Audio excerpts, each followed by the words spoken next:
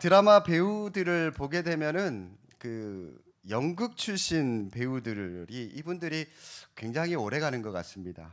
나이가 60이 되고 70이 되고 뭐 80까지 돼도 기본기가 굉장히 탄탄하기 때문에 젊어서부터 이 무대 경험을 많이 해서 그런지 이분들이 연세를 많이 들어도 롱런하는 것 같아요. 가수의 기본기는 뭐니 뭐니 해도 가창력이죠. 그죠?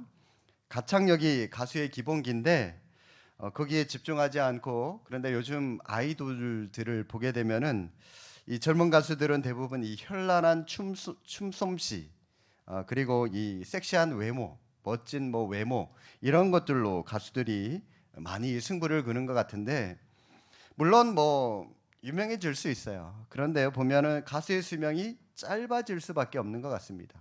잠깐 그냥 반짝이면서 인기를 누릴 수 있을지 몰라도 롱런하기는 쉽지 않은 것 같습니다. 가수의 기본은 뭐니 뭐니 해도 가창력이죠. 노래를 잘 불러야 됩니다. 스포츠도 기본이 중요합니다. 수영도 기본을 잘 배우면 계속 성장하고 응용해서 발전하고 하지만 평생 개헤엄만 치는 사람은 발전이 없어요. 그냥 그게 다예요. 그냥 죽지 못해 살려고 막 발부둥 치는 그런 정도의 수영을 할 수밖에 없는 거죠. 야구도 마찬가지입니다. 이 공을 던지는 투수에게 가장 중요한 것은 하체입니다. 하체. 하체가 흔들리지 않아야 딱 중심을 잡아줘야 공을 던져도 이 공이 흔들리지 않고 제구력이라 그러죠. 본인이 원하는 던지고 싶은 방향에 정확하게 공을 꽂습니다. 그래서 투수들은 뭐 물론 이 상체로 이 공을 던지기 때문에 상체 운동을 많이 하기도 하지만 그보다는 더 하체 운동을 훨씬 많이 합니다.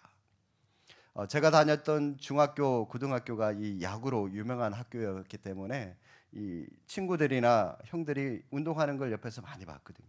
하체 운동을 굉장히 많이 하더라고요. 이게 기본기이기 때문입니다. 그래서 성공하는 운동 선수들 보면은 대부분 하체가 굉장히 강하다라고 하는 것을 볼 수가 있습니다. 자, 마찬가지로 여러분, 우리 인생에도요, 또 우리의 신앙에도 기본이라고 하는 게 있어요. 기본이 중요합니다. 자, 여러분, 우리 신앙의 기본 무엇입니까? 우리 인생의 기본, 신앙의 기본, 바로 오늘 본문 말씀이에요. 금방 읽은 말씀. 다시 한번 보실까요? 여호와를 경외하는 것이 지혜의 근본이다, 기본이다. 거룩하신 자를 아는 것이 명철이다. 이것도 기본이다라고 말씀하고 있습니다. 하나님을 경외하는 것, 조금 다른 말로 얘기를 할까요? 예배라고 할 수가 있죠. 하나님을 예배하는 삶, 이것이 바로 우리 삶의 기본이라는 겁니다. 하나님은 우리에게 예배를 받으시기 위해서 우리를 구원하셨습니다. 우리를 부르셨어요. 하나님께서 왜 이스라엘 백성들에게 그들에게 애굽을 탈출을 허락을 해 주셨던 것일까요? 그들로부터 경배를 받으시기 위해서입니다. 그들로부터 예배를 받으시기 위해서. 그래서 출애굽기를 보면 계속해서 하나님께서 모세를 통해서 바로 왕에게 찾아가서 바로 왕에게 요청한 요구가 있어요. 그게 뭐냐면 내 백성을 보내라. 그러면 광야에서 나를 예배하게 하겠다. 하나님을 예배하게 하겠다. 그래서 보내라 라고 하는 사실을 강조합니다.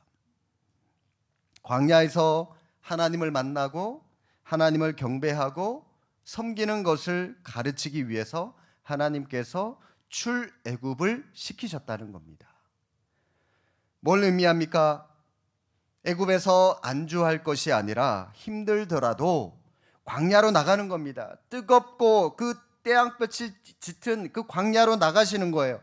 그곳에서라도 하나님을 섬기고 하나님을 만나고 하나님을 예배하는 것이 하나님의 진정한 백성의 삶의 모습이라는 겁니다.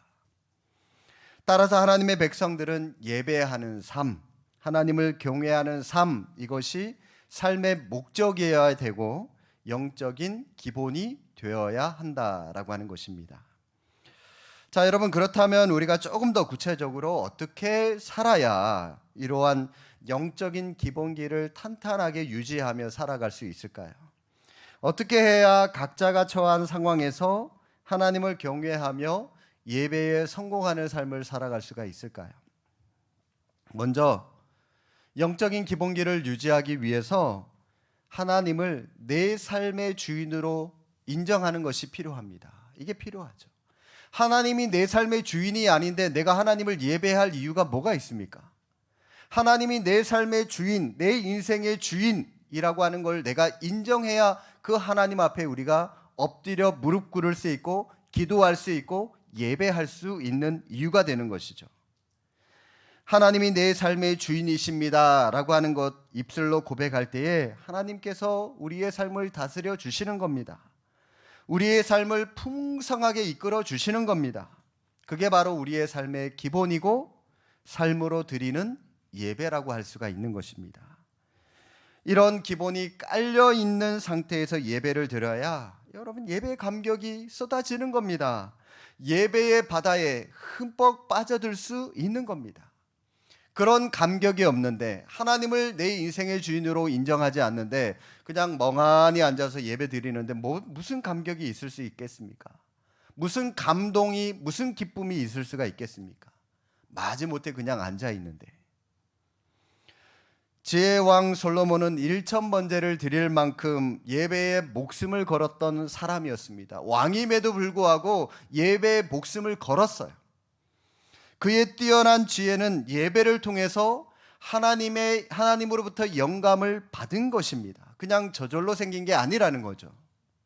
예배를 통해서 어쩌면 많은 사람들은 솔로몬이 지혜가 있어서 부귀영화를 누렸다라고 얘기를 하는 사람도 있을지 모르지만 그러나 그는 지혜의 왕이 되기 이전에 진실한 예배자였습니다.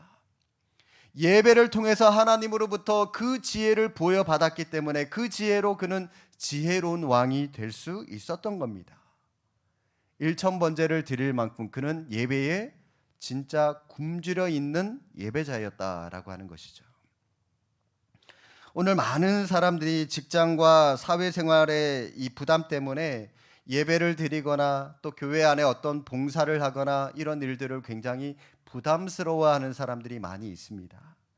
물론 교회와 비교하면 세상의 재미에 빠져서 살아가는 사람들도 있죠.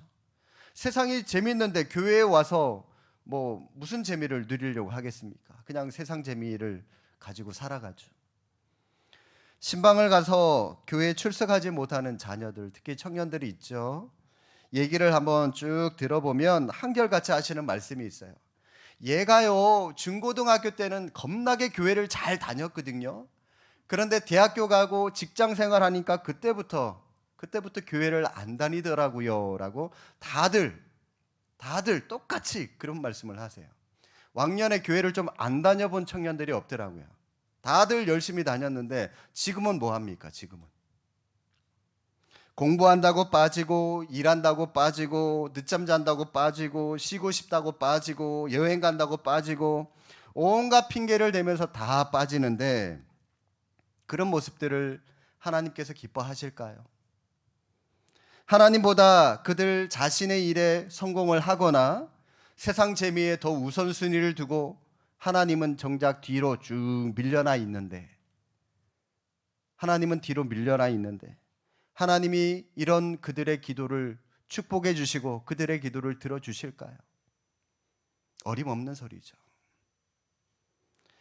우리가 하나님의 일에 열심을 내야 하나님도 우리를 열심히 우리를 지켜주시고 우리를 세워주시고 우리를 보듬어주시고 그렇게 하시는 거예요.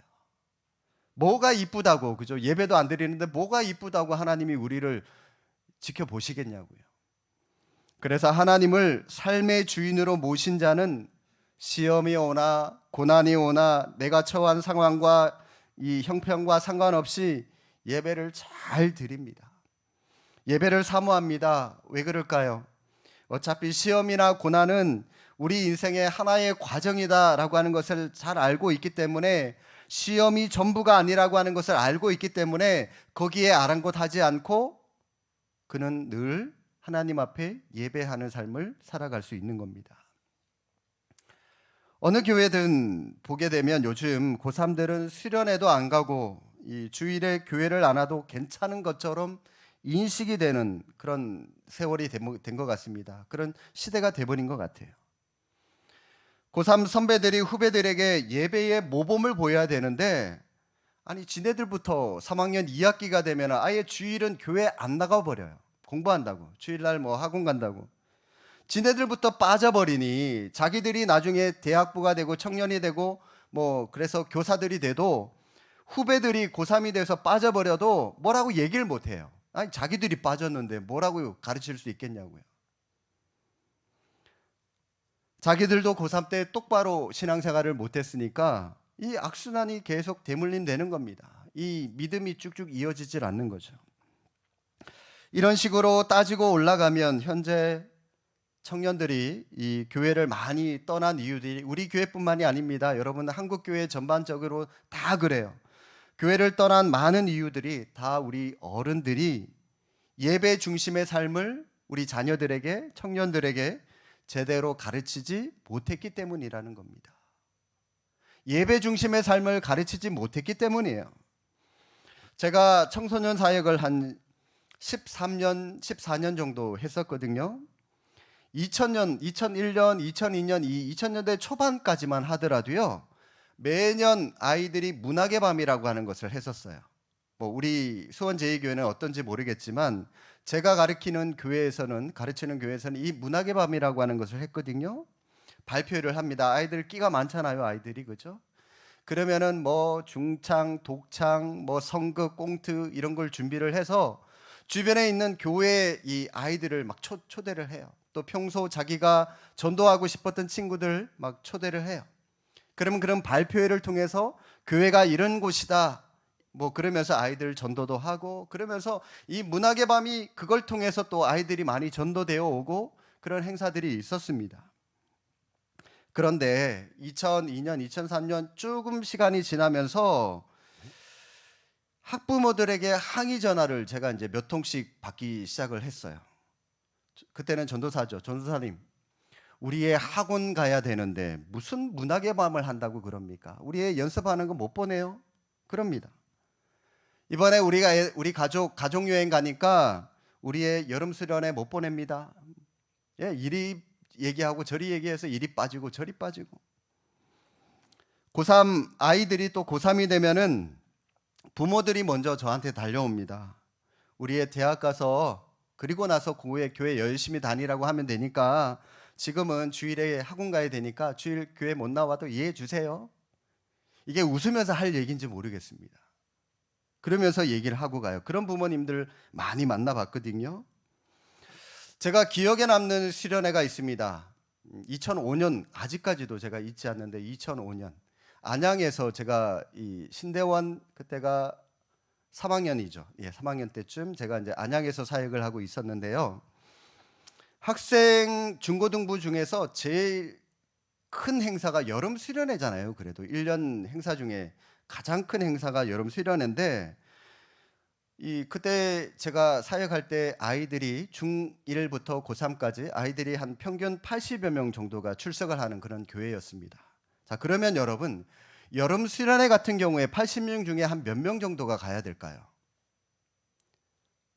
몇 명 정도가? 뭐 한 80% 이상, 60명, 70명 이상이 가야 된다고 생각하십니까? 아니에요. 저는 90명, 100명이 가야 된다고 생각을 해요.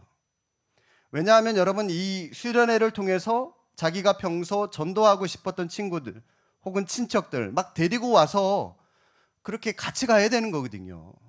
그러면 오히려 평소 출석보다도 더 많이 가야 되는 게 정상이에요. 그런데 여러분, 이런 핑계대고 저런 핑계대고 80여 명의 아이들 중에 수련회 몇 명 갔는지 아십니까? 19명 갔어요. 제가 충격을 받아서요. 아직까지도 10몇 년이 지났는데도 아직까지도 그 연도하고 그 간 아이들 인원 잊지를 못해요. 그때부터 제 사역의 그 전환점이 있었던 그 해가 되기도 했었어요. 아, 뭐에 내가 좀 더 중점을 두고 내가 어떻게 아이들을 지도를 해야 되는지 제 이 사역의 방향이 많이 바뀌는 그런 전환점의 계기가 되기도 했었거든요. 수련회를 가기도 전에 그 온 아이들을 보면서 저도 김이 빠지고 선생님들도 김이 빠지고 준비했던 임원 아이들도 김이 빠지고 뭐 아무튼 어떻게 수련회를 2박 3일 동안 진행을 했는지 모르겠는데 아무튼 그런 때가 있었습니다. 여러분, 이 아이들 물론 뭐 부모님들은 공부하면 좋죠. 열심히 해서 좋은 대학 가고 뭐 좋은 직장 가고 하면 좋죠. 그런데 이렇게 아이들 주일까지 보내지 않고 뭐 공부하고 나중에 이런 아이들이 대학에 가서 여러분 교회를 잘 나올까요? 대학에 갔다고? 보세요. 지금 안 나오잖아요. 지금 안 나오잖아요. 여러분도 코로나로 경험을 해 보시지 않으셨습니까? 2년, 3년 교회에 안 나오다 보니까 여러분 솔직히 예배 드리는데 꾀가 생기지 않습니까? 꽤. 옛날에는 코로나 이전에는 당연히 예배하는 게 당연했는데 지금은 교회 안 나오는 게 당연할 정도로 여러분 아무렇지도 않게 돼버렸잖아요. 그나마 여러분은 몇십 년 동안, 십몇 년 동안을 예배한 경험이 있으시니까 다시 예배 재개합니다 했을 때에 빨리 복귀할 수 있었지만 우리 청년들, 젊은이들은 그렇지 않거든요. 신앙이 깊지도 않고 또 예배 감격을 제대로 경험하지도 못한 채 그냥 공부한다고 빠져버리고 일한다고 빠져버리고 그렇게 해버렸기 때문에 이미 교회와 멀어져 버렸습니다. 그 아이들이 뭐가 아쉬워서 교회를 나오겠습니까? 세상에 재미있는 게 훨씬 더 많은데요. 안 돌아옵니다, 여러분. 쉽지 않아요. 우리가 우리 인생에서 하나님을 놓치면 인생의 신호등에 빨간불이 켜지는 건 당연합니다. 당연해요. 예배를 소홀히 여기면 반드시 삶의 제동이 걸릴 수밖에 없는 겁니다. 왜요? 우리의 삶의 분명한 목적을 잃어버렸기 때문입니다. 영적인 기본기가 제대로 서 있지 않은데 어떻게 성공하는 삶을 살아갈 수가 있겠습니까? 여러분, 우리는 영적인 기본기를 탄탄하게 하기 위해서 하나님을 통해서, 다른 말로 예배를 통해서 삶의 에너지를 얻어야 됩니다. 삶의 에너지를 얻어야 됩니다. 창세기 2장 7절에 보면 이런 말씀이 있습니다. 여호와 하나님이 땅의 흙으로 사람을 지으시고 생기를 그 코에 불어넣으시니 사람이 생명이 되니라. 생명, 영어로 리빙 빙입니다. 말 그대로 살아있는 존재예요. 그전에는요, 우리는 다 흙입니다. 흙이었는데 플러스 생기, 하나님의 생기라고 하는 것은 생명력입니다. 영적인 에너지입니다. 하나님께서 우리에게 영적인 에너지를 불어넣어 주시니까 우리가 비로소 그때야 리빙 빙, 살아있는 존재가 되었다는 겁니다. 여러분, 세상에 걸어다니는 사람, 불신자들은 그냥 육체만 있는 거예요. 하나님의 생명력 없는 사람입니다. 리빙 빙이 아니에요. 영적으로 죽어 있는 사람들이잖아요. 그런데 우리는 생기를 가지고 있는 영적인 에너지를 가지고 있기 때문에 우리는 하나님이 보시기에 살아있는 존재들이라는 겁니다. 하나님의 에너지에 의해 우리가 지음을 받고 하나님의 에너지를 받아야만 우리는 살아갈 수 있는 존재들이라는 거죠. 이것을 조금 더 다르게 표현하면 우리 인간은 하나님의 형상으로 지음을 받았기 때문에 하나님으로 채워져야만 한다는 거죠. 그래서 우리가 성령으로 말미암아 하나님의 형상으로 회복이 되면 우리는 그때 비로소 자존감이 높은 그런 인생을 살아갈 수 있는 겁니다. 내면의 기쁨이 충만하게 되고요, 얼굴이 천사와 같이 되고 미소가 떠나질 않게 되는 겁니다. 걸음걸이에 하나하나 걸어도 힘이 있고 당당하게 자신감 넘치게 살아갈 수가 있게 되는 겁니다. 위로부터 오는 하나님의 에너지를 공급받았기 때문이죠. 이러한 하나님의 에너지, 생명력을 공급받기 위해서 우리가 할 일은 예배밖에 없다는 겁니다. 하나님을 경외하는 것밖에 없다는 겁니다. 예배를 통해서 하나님의 에너지를 공급받아야만 그게 여러분 우리의 실력이 되고 능력이 되는 겁니다. 우리의 힘이 되는 겁니다. 생각을 해 보십시오. 여러분, 하나님의 백성들이 어디 가서 에너지를 공급받을 수 있겠습니까? 여러분, 뭐 조기 축구 가서 에너지 공급받으실래요? 뭐 컴퓨터 게임 하면서 에너지 받겠습니까? 핸드폰 붙들고 뭐 친구들하고 수다 뜬다고 에너지가 생깁니까? 물론 뭐 그런 것도 필요하죠. 우리가 세상 살아가는 사람이니까 그런 것도 필요하긴 합니다만은 궁극적인 궁극적인 것은 될 수가 없습니다. 이런 것들은 그냥 잠깐 기분 전환을 위해서 하는 것밖에 되지 않는 거죠. 우리의 영혼에 에너지를 공급하는 길은 예배밖에 없습니다. 예배. 하나님의 능력으로 채워져야 이 험한 세상, 힘들고 어려운 현실을 극복할 수 있는 힘이 내 안에 생겨나게 되는 것입니다. 하나님이 내 삶의 가장 큰 에너지가 된다는 사실을 여러분 잊지 마시기를 바랍니다. 이 스포츠나 운동과 같은 것들을 보게 되면 마약과도 같은 그런 강한 중독성을 가지고 있는 것 같습니다. 운동도요, 이 중독성이 있는 것 같아요. 하니까 이 뇌에서 엔돌핀 같은 이런 것들이 나오기 때문인데요. 저도 이 집 앞에 헬스장을 가서 운동을 하긴 하는데 굉장히 몸이 힘들고 어떤 때는 좀 쉬고 싶은 마음이 들기도 해요. 그런데도 억지로라도 이 몸을 끌고 가서 운동을 하고 좀 땀을 흘리고 나면은 이상하게도 몸이 가벼워지는 것을 느끼고는 하는데, 이 권투 선수들이 또 이종 격투기 선수들이 운동하는 거 보셨죠? 이 막 상대방에게 막 얻어맞아요. 그러면은 야, 이거 안 아플까?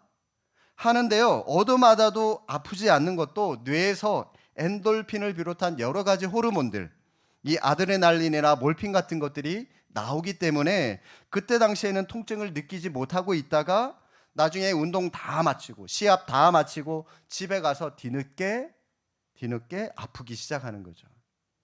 운동이라고 하는 게 그래요. 근데 여러분, 운동만 그런 게 아닙니다. 우리가 영과 진리로 예배를 드려도 우리의 몸에 엔돌핀이 나옵니다. 그래서 예배 드리기 전에는 막 교회 가기 싫고 짜증나고 힘들고 힘이 없고 의기소침했지만 예배를 통해서 힘을 얻고 용기를 얻고, 이유가 뭐죠? 영적인 에너지를 흡수했기 때문입니다.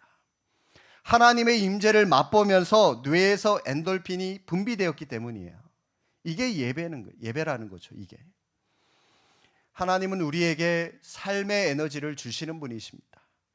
하나님을 경험하는 삶은 우리에게 영적 산소가 되는 겁니다. 예배를 통해서 주님을 만나면 주님이 주시는 능력이, 특별한 능력이라고 하는 게 분명히 있어요. 에너지가 있고 생명력이 있습니다. 여러분, 이거는 제가 백날 설명해야 여러분 이해 못합니다. 직접 경험을 해 보셔야 되는 겁니다. 이거는. 그래서 예배에서 성공하면 인생에서 성공하는 삶을 살아갈 수가 있는 것입니다. 그러므로 여러분이 하나님께 쓰임받고 존귀한 인생이 되기를 원하신다면 예배의 목숨을 거시기를 바랍니다. 예배의 목숨을 거셔야 됩니다. 예배에 굶주린 자들이 되셔야 됩니다. 그래서 세상 사람들이 얻지 못하는 영적인 에너지를, 영적인 산소를 여러분들이 예배를 통해서 공급받으셔서 세상에 끌려다니는 인생이 아니라 세상을 주도하는 인생이 되셔야 되는 겁니다. 영적인 에너지로, 그 파워로, 그 힘을 가지고 주도하셔야 되는 거죠. 사랑하는 성도 여러분, 하나님을 경외하는 것, 하나님께 예배하는 삶이 우리 인생의 기본 중에 기본입니다. 기본입니다. 이것 없이는 어떠한 열매도 맺을 수 없고, 이것부터 성공하지 못하면 다른 것들 성공 못합니다. 설령 성공한다 할지라도 모래 위에 지은 집과 같아요. 모래 위에 지은 집, 금방 무너지고 말 겁니다. 제가 이렇게 말씀을 드리면 어떤 공든 탑이 무너지겠습니까? 반문할지 모르겠지만 그럼에도 불구하고 무너집니다. 성수대교도 무너졌잖아요. 삼풍백화점도 무너졌잖아요. 얼마든지 여러분 무너질 수 있습니다. 기초가 부실하면 무너지는 거, 지금은 뭐 그럴듯하게 보일 수 있을지 몰라요. 그럴듯하게 세상에서 성공한 것처럼 보일 수 있을지 몰라요. 그러나 기초가 부실하면 무너지는 거 시간 문제입니다. 우리 인생도 마찬가지입니다. 하나님이 빠진 삶은 결국 무너질 수밖에 없습니다. 이것도 시간 문제입니다. 하나님이 빠진 삶은 교만하게 되고 죄악이 스며들게 되고 모순을 낳게 될 수밖에 없기 때문입니다. 그러므로 겸손하게 하나님을 경외하는 삶, 하나님을 예배하는 삶을 통해서 하나님께서 우리의 인생을 굳건하게 세워주시는 은혜의 삶을 살아가는 여러분들 되시고, 여러분 자녀들 되실 수 있기를 주님의 이름으로 축복합니다. 기도하겠습니다.